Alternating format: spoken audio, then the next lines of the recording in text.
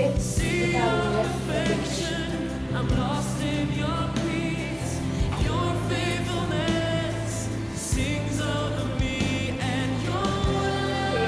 தேவனுடைய அன்பை விட்டு நம்மை பிரிப்பவன் யார்?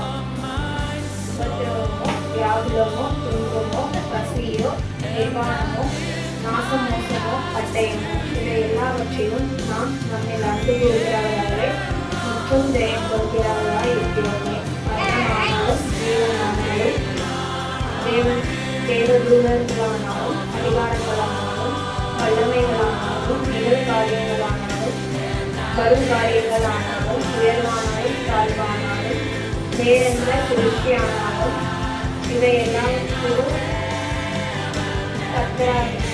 நம்முடைய கர்த்தராகிய கிறிஸ்து இயேசுவில் உள்ள தேவனுடைய அன்பை விட்டு பிரிக்க மாட்டாதென்று நிச்சயிக்கிறேன். நீதிமொழிகள் 3:5-10. உன் சுயபுத்தின் மேல் சாயாமல் உன் முழு இருதயத்தோடு கர்த்தரில் நம்பிக்கையாய் இருந்து உன் வழிகள் எல்லாம் அவரை நினைத்துக்கொள். அப்பொழுது அவர் உன் பாதையை செவ்வாய்ப்படுத்துவார். நீ உன்னை ஞானி என்று எண்ணாதே, கர்த்தருக்கு பயந்து தீமையை விட்டு விலகு.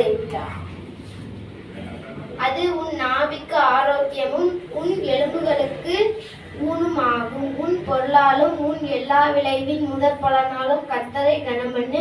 அப்பொழுது உன் களஞ்சியங்கள் பூரணமாய் நிரம்பும், உன் ஆலைகளில் திராட்சரசம் புரண்டோடும். 105 verses. Your word is a lamp for my feet, a light on my path. சங்கீதம் 119:105.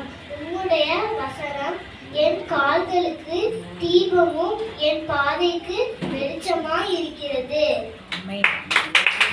13 எத்தாச்சலம் ஏசு கிறிஸ்து பேத்தும் இன்னும் என்னும் மாறாய் இருக்கிறார்.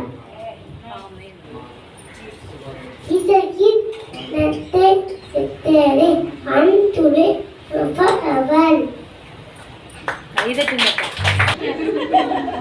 முடிச்சிட்டானா இருக்கா? பேசுதான்